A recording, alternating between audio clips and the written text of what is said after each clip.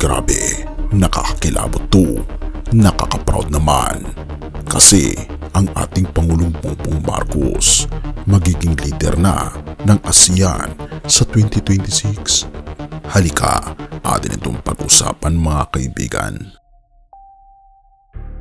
Nakahanda na ang Pilipinas para tanggapin ang chairmanship ng Association of Southeast Asian Nation o ASEAN 2026 ayon kay Pangulong Ferdinand Marcos Jr. It is my pleasure to announce that the Philippines is ready to take the helm and chair of ASEAN in 2026.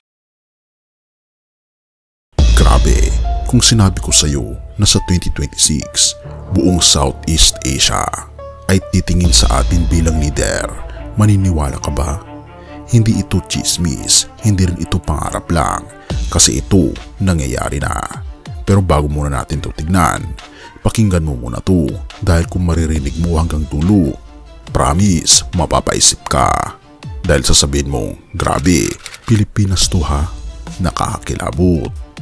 Pilipinas handa na para sa ASEAN 2026. Nagpahayag ng kahandaan si Pangulong Ferdinand R. Marcos Jr. para sa ASEAN 2026 kung saan ang Pilipinas ang magsisilbing host country. Sa kanyang plenary intervention kaninang tanghali, nagpapatuloy na 47th ASEAN Summit sa Malaysia. Si President Ferdinand Bongbong Marcos Jr. sa gitna ng 47th ASEAN Plenary sa Kuala Lumpur, Malaysia ay nagpahayag mismo, handa na ang Pilipinas maging chair ng ASEAN sa 2026. Hindi lang basta handa, kundi handang magdala ng pagbabago. Pero ito ang twist, hindi niya gustong maging leader para lang sa titulo, kundi para gawin ang ASEAN na mas praktikal, mas inklusibo at mas kapaki-pakinabang sa bawat Pilipino at kapitbansa sa rehiyon. Hindi lang ito tungkol sa diplomasya, ito'y tungkol sa direksyon, isang liderato na may puso at plano. It is my pleasure to announce that the Philippines is ready to take the helm and chair of ASEAN in 2026. We will fortify the foundations of our community building and navigate ASEAN as it embarks on a new chapter. Habang nagsasalita si Marcos Jr., ramdam mo yung conviction, bawat linya, parang sinasabi, tama na ang puro salita, dapat aksyon. Pero alam mo ba kung anong mas nakakakilabot? Kasabay ng pangunguna ng Pilipinas sa ASEAN, magbubukas din ang bagong era ng regional cooperation, yung tipong bawat bansang kasapi ay sabay aangat. Pero hindi doon nagtatapos, pinuri rin niya ang Malaysia sa mainit na pagtanggap at opisyal niyang tinanggap ang Timor-Leste bilang pinakabagong miyembro ng ASEAN. Isipin mo yun, mula sa pagiging tagasunod, ngayon tayo na ang nagbibigay daan sa bagong kasapi. Nagpaabot ng pasasalamat si Pangulong Marcos Jr. sa Malaysia para sa kanilang mainit na pagtanggap sa bansa at isang mainit na pagbati rin sa Timor-Leste bilang bagong kasapi ng ASEAN. Hindi lang diplomacy ang dala ni Marcos Jr., pinakita rin niya ang respeto ng Pilipinas sa mga kapitbansa, tulad ng pagbibigay condolence sa Thailand sa pagpanaw ni Queen Siriki. Pero beyond respect, binigyang diin niya ang ASEAN centrality, yung unity na nagpapatatag sa kapayapaan at kooperasyon ng rehiyon. Nagpaabot din ang Pangulo ng pakikiramay sa Thailand kasunod ng pagpanaw ni dating Queen Sirikit. Binigyan diin ni Pangulong Marcos Jr. ang kahalagahan ng ASEAN centrality sa pagtataguyod ng katatagan at pagtutulungan sa rehiyon. Mahalaga rin para kay Pangulong Marcos Jr. ang kahalagahan ng mutual benefits and dialogue, lalo na sa Indo-Pacific. At habang yung iba puro kompetisyon, ang Pilipinas naman, cooperation ang dala. Therefore, hindi lang ito usaping ekonomiya, ito'y pagkakaisa para sa kinabukasan. Pero teka lang, dahil may isang bombang pahayag si Marcos Jr. Sabi niya, tuloy-tuloy ang suporta ng Pilipinas sa open markets, infrastructure development at sustainable growth.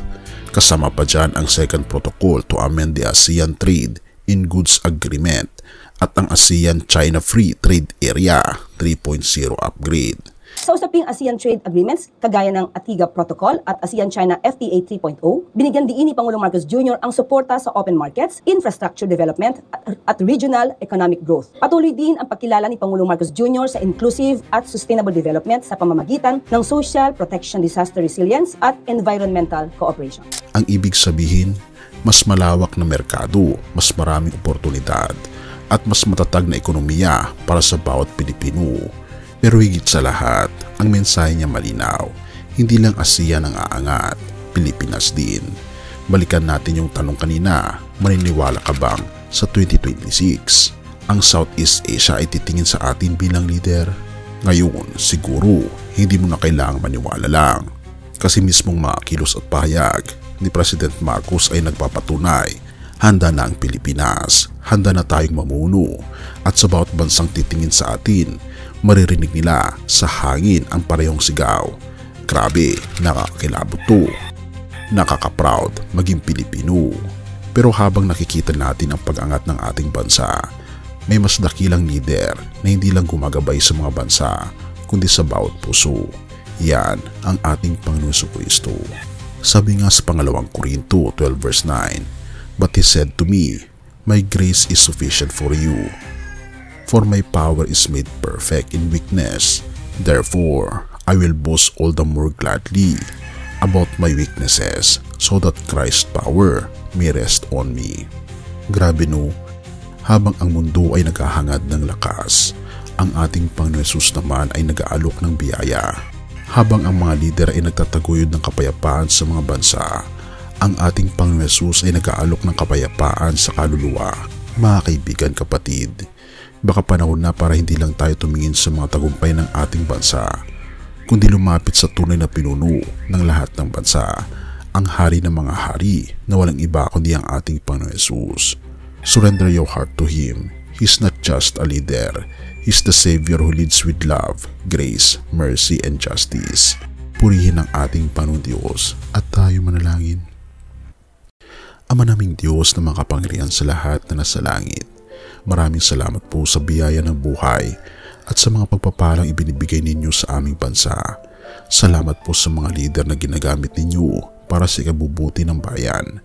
Ngunit higit sa lahat, salamat po sa inyong anak na walang iba kundi ang aming Panginoon Jesucristo, na siyang aming gabay, aming tagapagligtas at aming tunay na Panginoon. Patawarin niyo po kami sa aming mga kasalanan.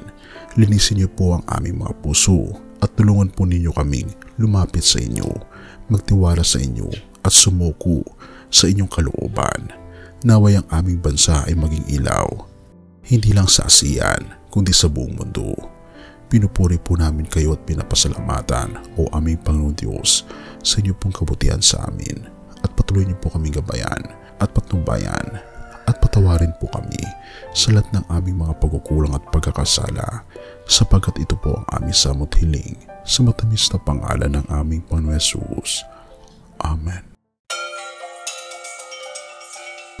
Bago natin ipagpatuloy, kaibigan, siya nga pala ang Great Controversy, na isa sa mga pinaka-kontrobersyal na libro dahil tumutukoy ito sa mga propesiya sa libro ng Daniel at Revelation na nagaganap na sa panahon natin ngayon, bago ang pagdating ng ating Panginoong Diyos ay pinamimigay na namin ng libre sa pamamagitan ng PDF.